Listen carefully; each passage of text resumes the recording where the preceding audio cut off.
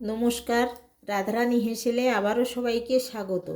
আজকের আমি ব্রোকলির রোস্ট বানাবো, সেটাই আমি দেখাবো। প্রথম থেকে শেষ পর্যন্ত দেখার অনুরোধ রইল, আশা করছি ভালো লাগবে। আমি ব্রোকলিগুলো এইভাবে ছোট ছোট পিস করে কেটে নিয়েছি, ভালো করে ধুয়ে রেখেছি। এবার আমি যেটা করব, গ্যাসে জল বসিয়ে দিয়েছি, গরম জল। জলটা প্রায় গরম হয়ে এসছে। আমি এই পর্যায়ে 1 চামচ লবণ দেব। 1 চামচ মতন আমি লবণ দিয়ে দেবো এর মধ্যে। দিয়ে ব্রোকলিগুলো আমি সেদ্ধ করব না, গ্যাসটা অফ করে দিলাম। কিছুক্ষণ এখানে ভিজিয়ে রাখবো। এতে করে কি হবে, যদি কোনো পোকা থেকে থাকে কিংবা যাদের গ্যাসের প্রবলেম, সেটা কিন্তু আর হবে না। এই ব্রোকলিগুলো এইভাবে জলের মধ্যে 5 মিনিট ভিজিয়ে রাখবো।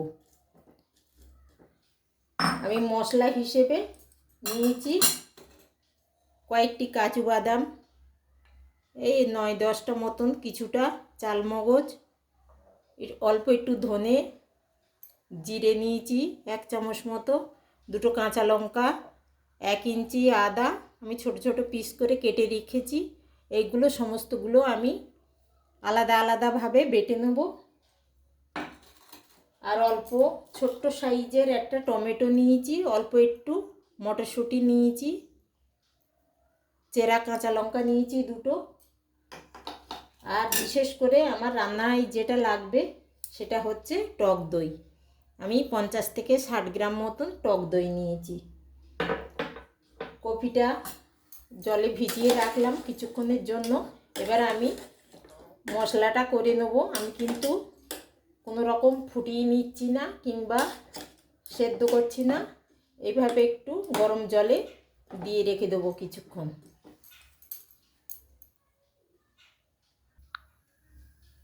মশলাগুলো আমার বাটা হয়ে গেছে, আমার 5 মিনিট হয়ে গেছে। আমি ওটা জল ঝরাতে দিয়েছি।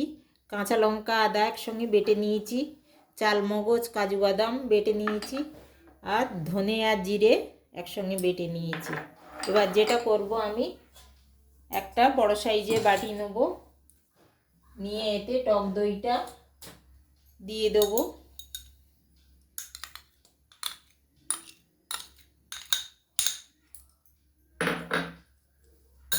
দিয়ে একে একে কাশ্মীরি লঙ্কার গুঁড়ো দিয়ে দেবো 1 চামচ, হলুদ গুঁড়ো দিয়ে দেবো অল্প, কিছুটা লবণ দিয়ে দেবো,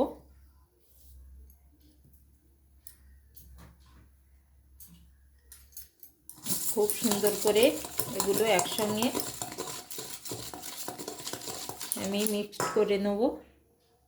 এবার দিয়ে দেবো আমি ধনে জিরে বাটাটা। আমি সবসময় বাটা মশলা ব্যবহার করি, আমার গুঁড়ো মশলা রান্না করে ঠিক ভালো লাগে না, আমি বাটাটাই পছন্দ করি। এই পর্যায়ে কাজু বাদাম বাটাটাও দিয়ে দেবো।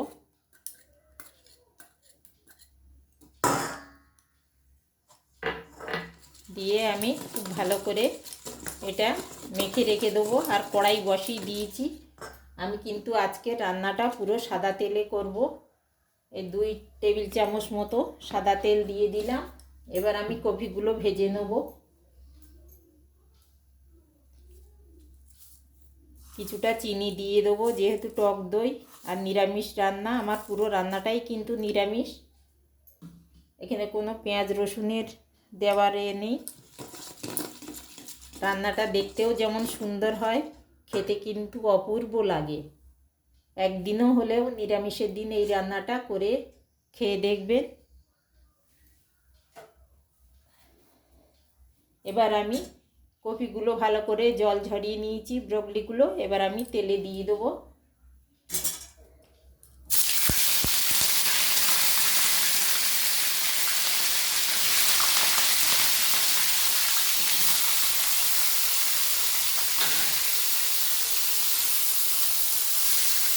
আমি কিছুক্ষণ এগুলো বেশ ভালো করে ভেজে নেব।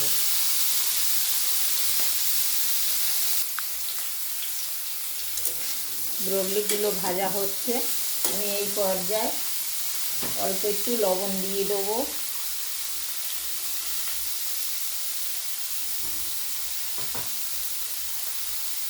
আর এই মিশ্রণে, দইয়ের মিশ্রণে আরও কিছুটা পাত্র ধোয়া জল আমি দিয়ে দিচ্ছি।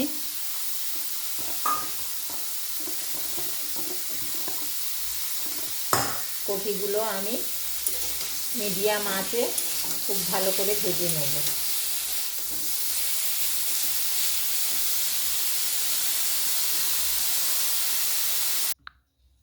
দেখুন ব্রকলিগুলো আমি খুব সুন্দর করে ভেজে নিয়েছি। আমি একটা পাত্রে তুলে নিয়ে আমি ওই দইয়ের মধ্যে মশলা মাখা ওই দইয়ের মধ্যেই আমি এগুলো ঢেলে দেবো। কিছুক্ষণের জন্য আমি এটা ম্যারিনেট করে রেখে দেবো। এই 5-6 মিনিট রাখলেই হবে। আমি এইভাবে মেখে রেখে দেবো আমি ঢেকে।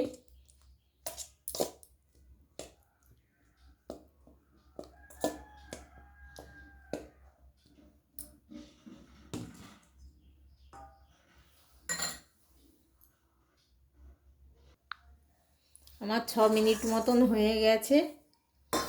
এবার আমি কড়াইতে আরও কিছুটা তেল দিয়েছি, 1 চামচ মতন। একটা তেজপাতা কেটে দিয়ে দেবো ফোড়নে।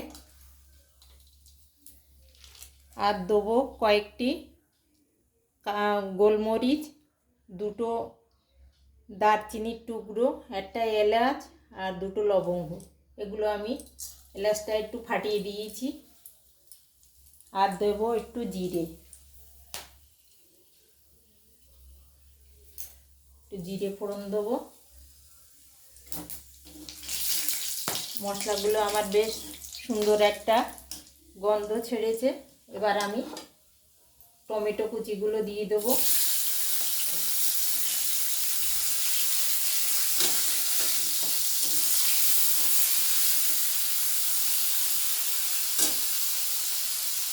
মটরশুঁটিগুলোও দিয়ে দেবো।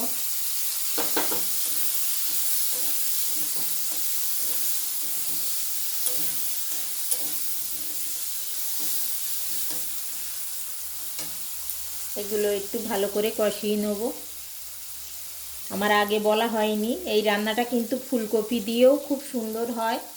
আমি আজকের ব্রকলি ছিল তাই দিয়েই করলাম। আপনারা পারলে ফুলকপি দিয়েও করতে পারেন। টমেটো মটরশুঁটিগুলো আমার বেশ সুন্দর করে ভাজা হয়ে গেছে। এবার আমি আদা আর কাঁচা লঙ্কা বেটে রাখা সেই বাটাটাই দিয়ে দিচ্ছি। দিয়ে আরও কিছুক্ষণ কষিয়ে নেব। আদা কাঁচা লঙ্কার কাঁচা ভাবটা চলে গেলে এবার আমি ম্যারিনেট করা ব্রকলিগুলো দিয়ে দেবো।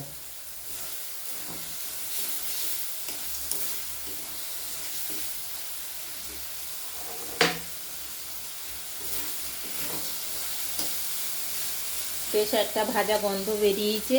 এবার আমি ব্রকলিগুলো দিয়ে দেবো।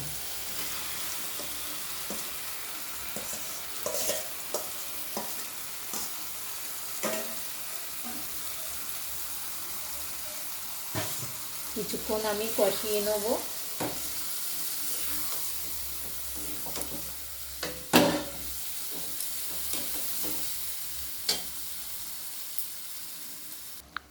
আমি কিছুক্ষণ কষিয়ে নিয়েছি।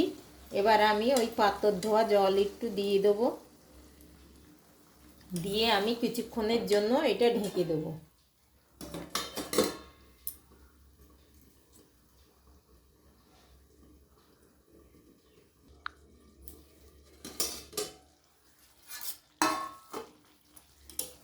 আমার গ্রেভিটা অনেকটাই ঘন হয়ে এসছে, আর এই ব্রকলির ডাঁটাগুলোও খুব সুন্দরভাবে দেখুন কেটে যাচ্ছে। একবারে গলেও যায়নি বা খুব শক্তও না, বেশ নরম হয়ে গেছে। এই পর্যায়ে আমি দেবো 1 চামচের একটু কম ঘি দিয়ে দেবো। আর দেবো একটু গরম মশলা, ছোটো চামচের 1 চামচ মতো। ঘিটা আমি প্রথমেই দিতে চাইনি, আমার ঘির ফ্লেভারটা পরে দিলে অনেক সুন্দর হয়, সেই জন্য আমি প্রথমে তেলের উপর ঘিটা দেইনি। আমি এটা পরে দিতেই, সব রান্নাতেই আমি লাস্টে এই ঘিটা দিলে ফ্লেভারটা খুব সুন্দর আসে। এবার আমি নামিয়ে দেবো। আমার রান্নাটা হয়ে গেছে। এটা ভাত, রুটি কিংবা পরোটা যা দিয়েই খাবেন খুব সুন্দর লাগবে। তার সঙ্গে কয়েকটি চেরা কাঁচা লঙ্কা আমি এবার দিয়ে দেবো।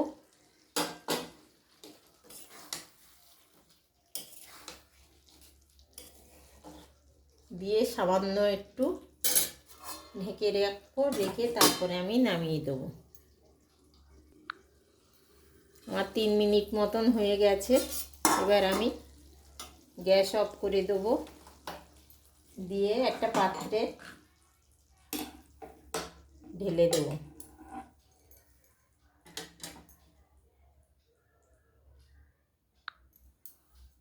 আমি রান্নাটা একটা পাত্রে ঢেলে নিয়েছি। দেখুন কত সুন্দর লাগছে দেখতে। শেষ পর্যন্ত দেখার জন্য ধন্যবাদ। সবাই ভালো থাকুন, সুস্থ থাকুন। দেখা হবে আবার অন্য কোনো রান্নায়। আজকের এইখানেই শেষ করছি।